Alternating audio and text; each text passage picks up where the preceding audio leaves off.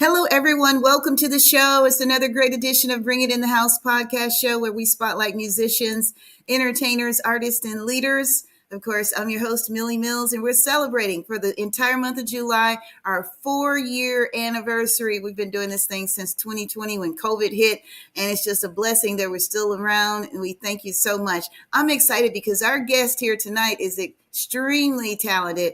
I came across him we attend the same church, guys. It's an amazing experience. And, I'm into entertainment and production. And of course, this man is just, he has all the talent and experience you can ever want to witness. He's a production man. Filmmaker and so much more out of Austin, Texas. Let's give it up for Anthony Jackson. Woo! Thank you. Thank you, Millie. That's awesome. You're so welcome, Anthony. It's such a pleasure to have you. I know I've seen you in motion. You're very busy and you took time out to speak with us. So thank you. Yeah, of course. Thank you so much. So tell us where you're from originally. Are you an Austinite or? Well, I've been here about half my life now, but I grew up in East Texas. I was born originally in Central Texas up in Kerrville in the Hill Country, and then moved really little out to East Texas, Jacksonville, Texas, behind the Pine Curtain. I grew up there, and at 18 years old, we moved here to Austin, and I'm 44, so I've been here a long time. So. Oh, wow. I still consider myself East Texan, honestly, because, you don't get away from your roots. So. No, you don't. You never get away from your roots, huh? Yeah. So you've been here, wow, at least 30 years, huh? Yeah, we've been here a while. My wife and I, we started our family at 18 years old. We got pregnant young and moved to Austin for a job. Back then I was building Cisco networks and designing Microsoft networks and things like that. And Austin was booming. And so I moved here, and thankfully I landed here. It was between here, Houston, and Dallas. And you'll find out though that the Austin film scene played a pivotal role in me getting in this area of my life, in this season of my life. So thankfully God moved us here. Amen. That is so good. And it's so good to hear you say God, have him in the forefront of your life. I love that because that is the key. Absolutely. And I'll tell you, if you want to get into it right now, how I got into film and TV was all God. It was a God thing. And I was building networks, making tons of money. There was lots of stuff happening in Austin, moving and shaking. And we were young, and we had one child, one on the way. And my wife is just an amazing woman. She was holding down the fort. And I was out trying to figure out what life was all about. And, in Austin, back in the boom town of Austin, and parties and all kinds of stuff always going on, and UT tailgating and all kinds of stuff. And I just wasn't happy and not satisfied, not really fulfilled. Day to day, maybe some happiness, but it wasn't. I didn't know what I was here on earth for. And we started going to Shoreline. She was working in the children's ministry, which she still does today. You'll find her back in the babies on a Sunday with the babies on Sunday morning. And she, like a good wife, she was praying for me. She was dragging me to church. She was, what about Easter? And I grew up in the church. I grew up in an evangelical church, and I knew God when I was little. I knew that there was a God, and he was real. 5, 6, 7, 8 years old, I remember having conversations with God. But just like a lot of people, I went my own way and tried to figure out what would make me happy in the world. And I wasn't happy. And I had, money and nice stuff and all of that. And I just got to a point where I said, God, do you have a plan for my life? Like, I don't like the course and trajectory I'm on. So, of course he does. He has a plan for every human being's life. Mm-hmm. And through my involvement at Shoreline, really, and a group called Monday Nights for Men, one of the guys, I was at service one day, and I said, I've tried to figure this thing out, have a relationship with God before in the past, and it hasn't worked. I tried when I was 8. I tried when I was 12. I tried when I was 16. I said, and it hasn't worked. And I said, what's going to be different? And he said, well, get planted, and show up, be around people, and commit to that being important, because God is building. He said, this is a vine. And if you're not connected to that vine, you won't have the life that you need to live the life that you want to live. And really the life I wanted to live was just saying, God, what did you put me on earth for? And I think that's the call, when Ecclesiastes, when he says eternity is in the hearts of men, I think that's really the call for all of us is if you pay attention to your heart, is like, why am I here? What am I supposed to be doing? And so started serving at church, and God took me on a wild ride, and helping in the men's ministry through Monday Nights for Men, and that turned into helping at the first men's conference with the television department. And I was just carrying bags around on the TV set because they said, "Hey, are there any men that want to come out and do it?" And that turned into a career. So that's basically what happened. I didn't go to school. I just kept serving and serving at the church in the TV department for about 3 or 4 years and asking God, "What do you want me to do with my life? What do you want me to do with my life?" And then he said, "Hey, this is it, man." And I said, "What, make movies and TV and tell stories?" He said, "Yeah." And I said, "I can do that." So been on that journey for 20 years, 20 something years. What an amazing story, because I was definitely going to ask you about your alma mater and all of that. You know, did you get your degree from UT? No, I was in technology, and at the time I had my CCIE and MCS, which are certifications. And so I really couldn't get more education in the field that I was in. And I got really close. I was about 30 hours away from graduating. And I just, we had another kid on the way, and I thought I was at Verizon, and they had given me a promotion to this management band for the Network Operations Center, and a degree was required, and they had waived the requirement. So I thought, well, what do I need a degree for? And I was taking classes and working overnight in a Network Operations Center, just burning the candle at all ends. And I said, well, I'll go back and finish my degree if I ever need it. And then I got into film and TV, and to be honest, to be fair, there's not just one way into this path, and the ways that are available. Sometimes, I know a lot of kids that will come intern with us, and they're at film school and they don't know anything. They haven't learned anything. So when I first started doing this, I learned through people that God would bring into my path, a great gaffer, an incredible cinematographer, young kid that sat next to me at summer camp is one of the best DPs in the city. And, at 14, he just followed me around, and he taught me as much as I taught him, honestly. And, so it's just been process of, Jesus says 5 times in the New Testament, he says, "Lose your life and you'll find the life I have for you." And that's what I did. I just served people, lost my life, and I found this. And, now I'll sit in network exec meetings with, the networks and television, Netflix, different. And people are like, "Where did you get this degree or this confidence?" And I know who I am. What's more powerful than knowing where you're from, who you are, and where you're going? There's not anything really more powerful than that. If you're looking for, how to bolster your self-identity, or, how to have confidence, start by knowing where you came from and why you're here. And start by knowing who you are. I know that I'm a storyteller. I know God made me to do this. Sure, there are skills I still don't have. There are things I'm learning every day. That's the journey of life. Like, we're all on a journey. So. Yes. And do you find that challenging sometimes, because you do have the confidence, you do know who you are? Sometimes people seem threatened by that. Does that bother you? You know what? It doesn't bother me. I have a quote that hangs up in my office at work that they attribute it to Mother Teresa, but the gist of the quote, it's a long quote. The gist of it is, if you build and people tear it down, build anyways. If you love and people hate, love anyways, and there's all of these things that they say. And then it says, in the final analysis, it wasn't between you and them anyways. It was between you and God. So I think early on in my life, especially here, I recognized that, I'm not the judge of you or anyone else, even the people that I work with, I'm not the judge of those people. God is the judge of those people. And he's the judge of our work, our impact, and our influence, and the way we live every day. And, he's given us tons of help to live out the life that he lived himself, that Jesus came and lived himself. He's given us his example, his spirit. You're wired inside of you. We all know that we're wired to want to live the way that we're meant to live. It brings life to our soul.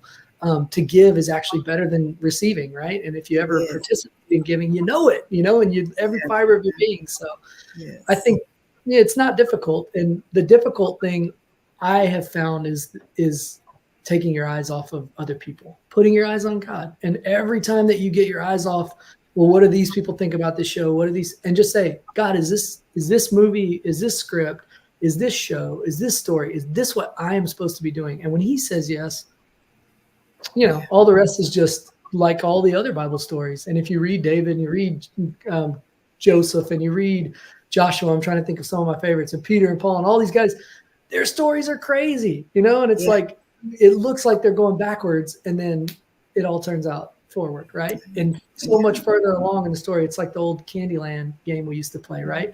You think you're that everyone else is way ahead, and then you take the shortcut and you pop out way ahead of everybody. And that's the way it is in the kingdom of heaven. Like, it's not a really intelligent, I don't know if you remember Pastor Melvin, but he was the men's pastor at Shoreline. He's passed on now, but he was one of my mentors when I first early in the faith. And he would say to me all the time, if you do the right thing in the wrong system, it seems the results turn out wrong. In the short term, they turn out wrong because the system is wrong. But if you continue doing the right thing, you change the system, and the right results produce good results. The right things produce good results. And he's right. It's like, we're not here on earth because the earth is fixed. And I think about this a lot, especially now I've just become a grandfather, just this last 24 hours. Yeah, congratulations.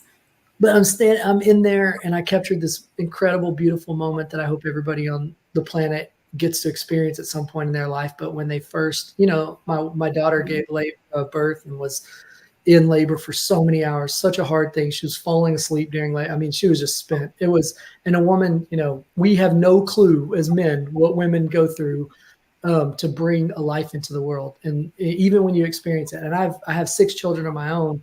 And when I was there experiencing it with my wife, it was different than watching my daughter, and I think that's why God lets us be parents, is because, I mean, you look at the planet and we're breaking kids and people in terrible ways.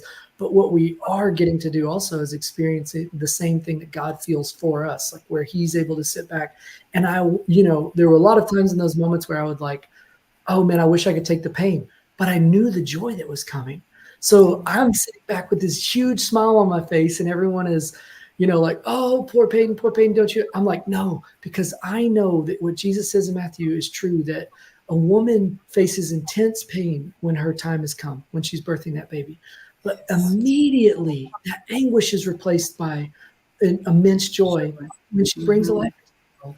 And everything that we do, I think film is a lot like that too. And storytelling, for me, that's what we call it, because in a lot of different mediums, but you labor and you labor and you labor and you labor, and it's so difficult, it's so tough, and but immediately when you bring something into the world that impacts so many lives, and you can see the ripple of it for eternity, immediately it's replaced with all of this joy, and you forget all that hard work. And I have a 14-year-old son who's soccer player, and I was just telling him the other day, I said, listen, this I know for every human on earth, you are going to pay the debt of discipline and hard work, or you pay the debt of regret.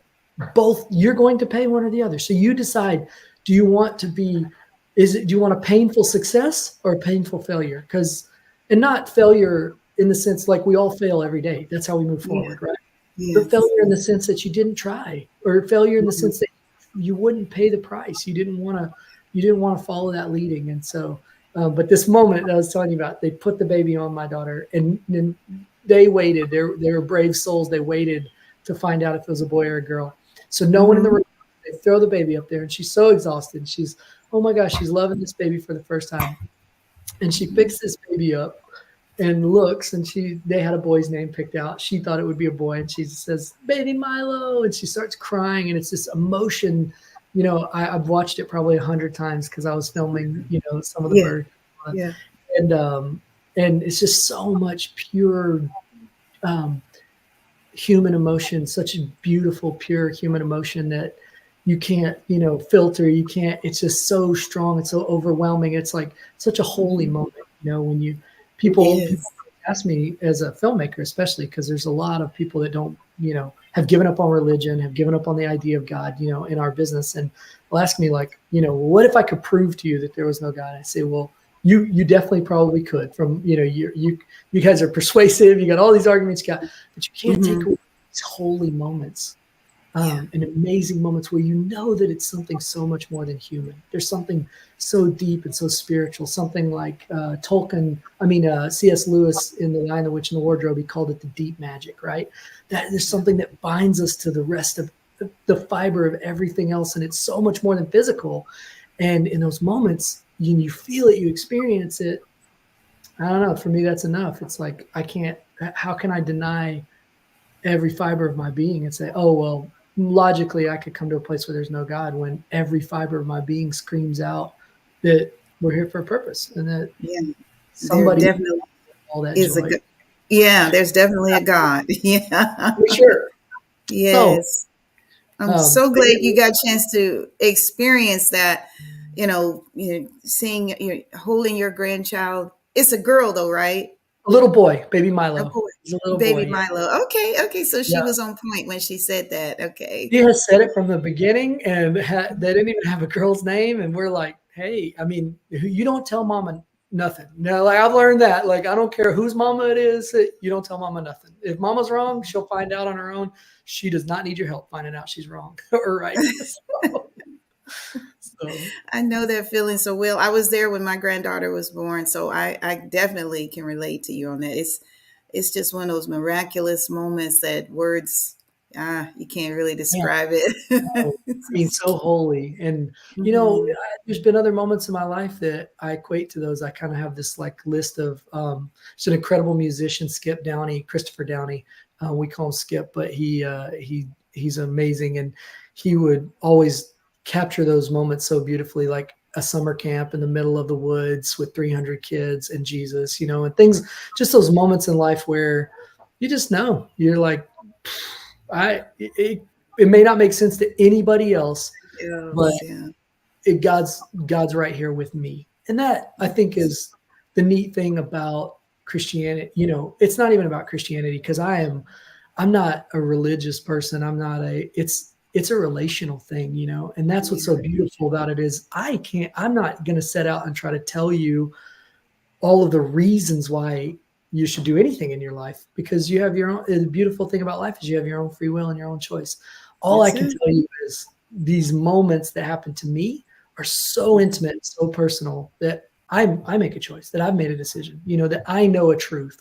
And I believe that I've had so many of those moments now in the last, 44 years, that it's the one thing that I would say you can, Millie can decide what to do every other area of her life, but this is true. God is here. He loves you. He's got a plan for your life, and he's making it happen, whether you like it or not. That's the sun is coming up, and the rain is coming down, and he's loving you. And the sad thing for me, for so many people, is it's not whether or not he's loving you. He's loving you, and he's providing for you, and he's making a way in your life, bringing good things. It's just whether or not you know it, so that you get to participate in that intimacy with God, because it's such a beautiful thing to put your trust in God when you when you find out someone has cancer, or you find out you're going through a hard time, or you don't sleep for 24 hours and, still have to go on with your work and your life. And it's just such a beautiful thing to be able to lean into the God of the universe and say, I know you got me. You put this in front of me. You got me. Instead of having to lean into yourself and say, I look in the mirror and I'm like, I can't do any of this, right? I can't. So I can see how people feel, especially in the world today, with like so much chaos and so much uncertainty and so much it's not the world you and I grew up in. We've just passed the world. And so I can see where people get anxious and people get really depressed and really terrified with like what's going on, especially if they're depending on themselves, because we're not dependable. We're humans. Right.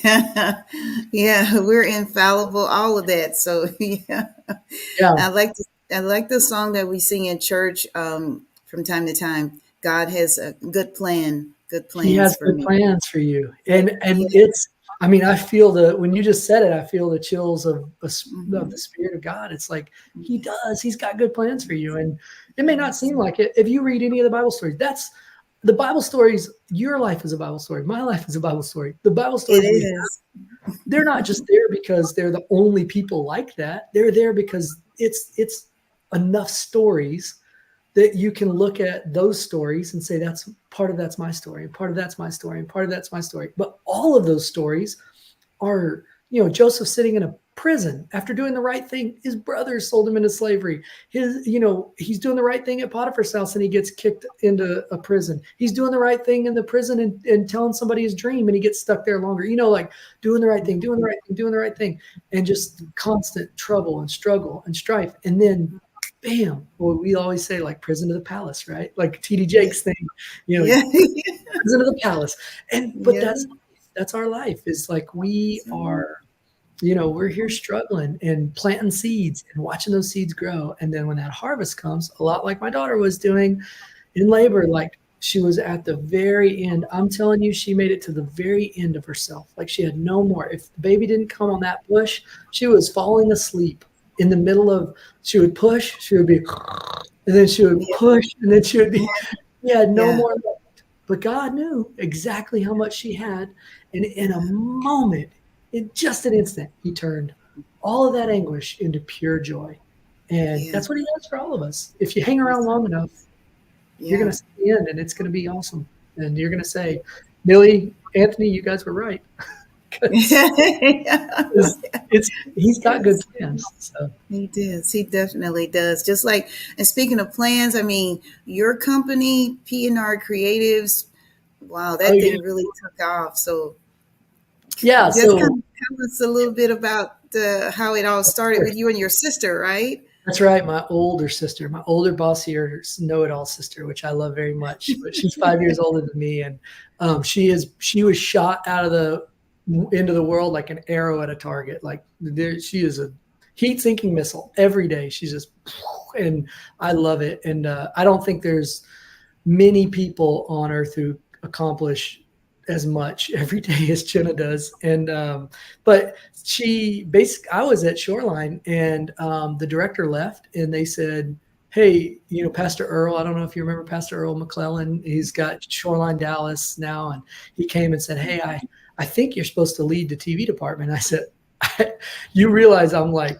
the volunteer of volunteers because I don't know anything other than what other people have taught me. And he said, yeah, but you know how to build teams, and you know how, this is where we're at, is we need to build a team of volunteers. I said, that I can do that. So I jumped in there and for 3 years I was the media director there at Shoreline. And while we were doing that, while we were helping people, and I mean, all I really did was just help people like you, Millie, and say, hey, you should be over here learning these things and a part of this team because you love this. And like, this can be your worship. This can be what you do every Sunday that glorifies God. So I was doing that. And some of the younger guys were like, hey, we want to do a film. And I said, well, that sounds awesome. I want to do a film. And they said, well, can we find a way to do one? So we did the 48-hour film competition, which is great international film festival. You make a film in 48 hours. You got to write it, shoot it, edit it. And we had a blast. And we wanted to use Shoreline. So we decided if we were going to be at the church and do it, then we needed to let anyone who wanted to be a part of it, be a part of it. And so we did a little ad on Facebook, wherever. I'm not really a social media guy, but they put it out there and 45 people showed up from our church. And we just said, if you've ever wanted to make a film, you ever want to be a part of it, we'll find a spot for you.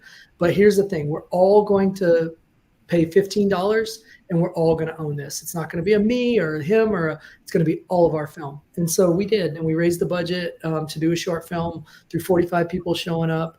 And we made a beautiful period piece. We bit off way more than we could chew. It was so much fun. We had ladies making costumes for 1930s boxing films. And, we sat down and looked at, like anyone else, we said, what all do we have at our disposal? And just wrote a script around it and had a blast. And we won some awards and, continued on and all this other stuff. And my sister came to the film festival. Oh, so let me back up just a minute. So when she got out of school, she went to Sam Houston State. She wanted to be a journalist her whole life. She was like crime. She loved crime. At 17 years old, when she got to Sam Houston State, she slept on death row. She was the first female to stay overnight on death row at the Walls unit, which, of course, we were all like, she's crazy. And my mom, then we thought she was crazy. We didn't know that she was just a force of nature. And so then she got out of college and moved. My grandfather and Dan Rather played football together back in the day, and Dan was Sam Houston his alma mater. And so she reached out to him right away and was like, hey, I want to tell crime stories. I want to be a journalist. And so she moved out to New York and got started, low into the totem pole at CBS, living with like 7 models in a 1-bedroom apartment in Manhattan. It was so funny.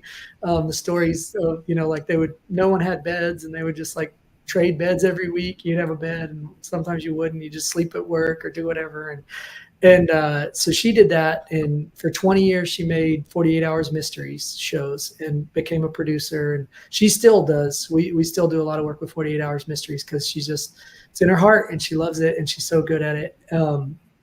But she did that, and she told a story. I really give her credit for the beginning of the Innocence Project had just really launched, and it was the beginning of the wrongful conviction era that we're in.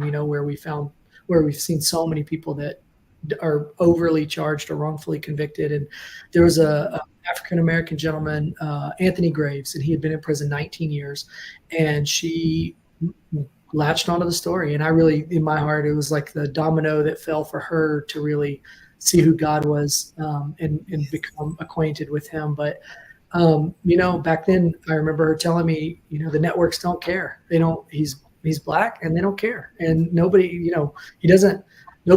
seems to care that there's all of these people in prison, but I care about this one man's story. And I know that, I believe we can get him out. And so she kept on it they told her not to do the story, and she did it anyway. She hired me and a couple of other guys to be cameramen with her like per diem money, and shooting the shows and doing the stuff. And of course he got out. It was an amazing moment, and she was there to document the whole story, ended up winning an Emmy Award for that episode.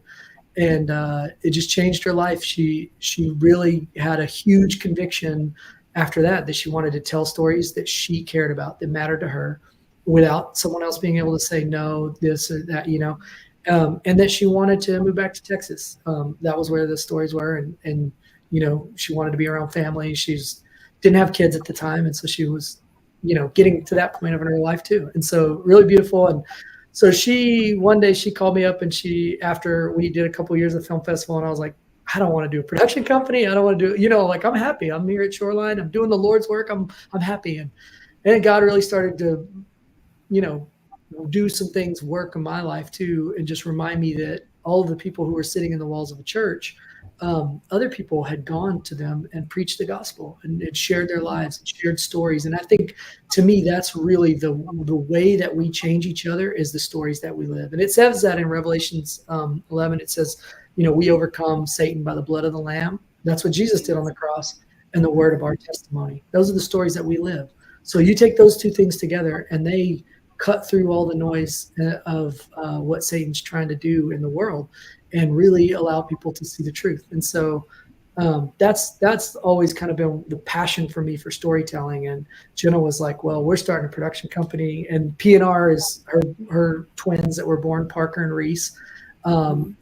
She was like, I'm starting it. You own half. Let's go. Like, we're doing it. And she just kept at it for a little while. And of course, all the guys, 4 or 5 of the people who were our first teammates and that were all from Shoreline, and we all served together in the television department there. And so that was the birth of it in 2012. And we've been rocking along. I was telling you that this poster behind me is for Until Proven Innocent. That beautiful woman is Hannah Overton, and she was wrongfully convicted. She spent 7 years in prison. She has 5 children, and her children are almost the exact same ages as mine.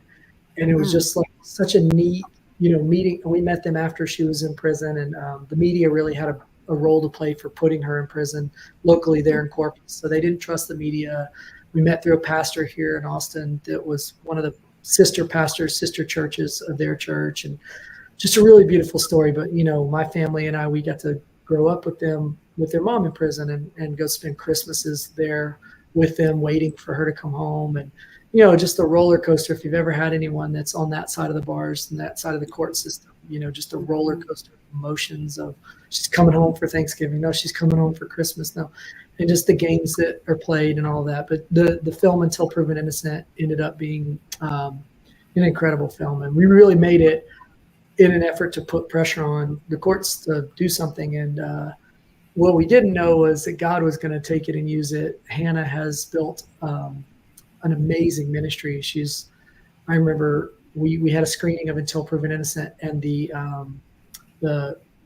head of the prison, the women's prison there in the Gatesville unit, she came and she stood up in the audience and she talked about Hannah and what an impact she had on that prison in 7 years, and how, everybody in that prison, the guards, the women, everyone there wanted Hannah out. They knew she was like, I always say, like Mother Teresa. Basically, we put her in prison for adopting a child and with a lot of problems, special needs, and he ended up eating salt and poisoning himself, and she went to prison for it.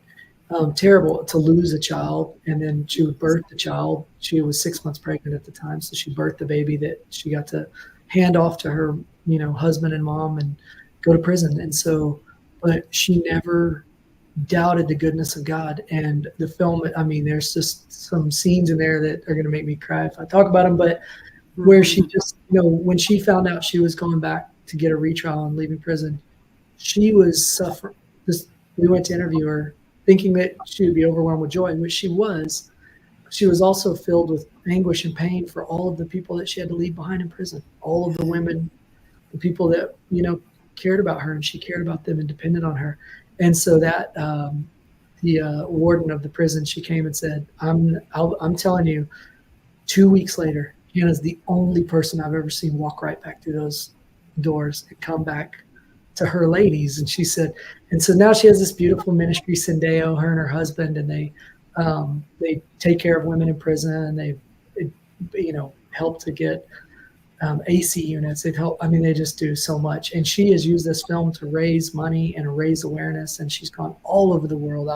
I still get notes from the Producers Guild of America about this film being played in Germany and in South America. And, as a producer, the Guild looks out for your rights, your money right. And she just started a global movement. God gave her a film, and she just took it and said, I'm going to change. And she is there. So it's beautiful. And I always tell young filmmakers, really what we are is storytellers, just like Paul and Moses and the people that wrote down the stories in the Bible. It's just, if you think about, stories have always been the way we inspire and we educate and we experience and relate to each other. It's the way that we empathize, we share culture. It's all stories, right? And even I just imagine, even back to like the campfire days, people were sitting around the campfire telling stories to each other to learn and to pass on what's important. And then they started like drawing images on a wall, right, to say story, image, and it became a little more powerful storytelling. And then somewhere music, this beautiful mystical gift of music, came into the equation. And now in our lifetime, they have 24 images in a row, audio, beautiful music, sound effects, story. And it's basically the most powerful medium of stories that have ever been told. And that should frighten you, and it should make you really excited all at the same time, right? Anthony, I don't mean to cut you short. We ran way over time. Okay. I'm sorry, Millie. I really enjoy you. This has really been enlightening. Maybe we should have done an hour special. I'm sorry. I thought we were doing an hour. That's my mistake. So. No, it's just 30 minutes. The show's just 30 minutes. I was that's awesome. Just give them just enough to keep people coming back. That's the the beauty of it. This is Anthony Jackson, guys. He's an Austin filmmaker. He's also a man of God. I know you can hear that in this interview. Throughout the interview, you can hear his love for God and his beautiful family. We got a few pictures I kind of wanted to squeeze that in real quick before we go. Yeah, I wanted to make sure we can show, first of all, we're going to start out with your beautiful family, some of the pictures there. Mm-hmm. Yeah, when they were little, all the kids together. Those are my 6 kids, my beautiful wife. Mm-hmm. That's one of my favorite photos. This is a couple of months ago when we were all together for the last time on a cruise, and that's my new son-in-law over there. Yeah. And then these are pictures of some of your work, I believe. Yeah. This is down at Oracle in Austin. We've got a lot of, we do a lot of content creation as a creative agency. So that was You can just thumb through those. That's a CBS episode of 48 Hours Mysteries. That's Jenna there doing interviews with some of the DAs in Austin. That's the DA in Austin and Jenna, so you can see her there. And I'm always behind the camera, as you can tell. That's a nonprofit organization that we work here in Central Texas. We've got a lot of those, a lot of nonprofits. This is a show we're shooting up in Maine. That's some of the crew. Really one of the docuseries shows we've got going on. You can see Noah. Shout out to Noah. This was at Sunday service, which was a beautiful service down at South by. Really cool, really awesome experience to be down there. So that's another picture from there. We were doing the behind the scenes, a picture from there. Yep. Sunday service at South by. That's at South by. Yep. Wow, this has really been great. I also had a clip of, it's like a promo of your company, you and your sister. I think we might have a few minutes to run it. It's only like a minute or something. Maybe we can. Hi, I'm Jenna Jackson. And I'm Anthony Jackson. He's my brother. And we're PNR Productions.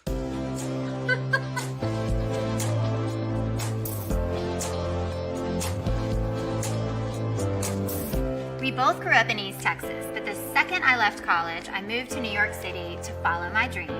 I ended up producing mostly crime stories for CBS News for 15 years. And I ended up in Austin, because I'm a lot cooler, making narrative films with my friends. And then we joined together, and we created our production company. What we quickly realized is that we're both passionate about real people and telling incredible stories. We also realized there are a lot of really amazing people in Texas who are really good at telling stories. So we built the best teams of people to help tell those stories. We feel like the environment that you tell the story in helps the story be the very best that it can be. So whether it's your company's story, your town's story, or your story, we want to tell it in a way that really connects you to your audience. And we want to use the best tools available in filmmaking. There's some really awesome advancements in technology, and we want to make it as cinematic as possible. So bottom line, let us tell your story. I think we're done. You don't really say when we're done. Cut. Cut. Now we're done.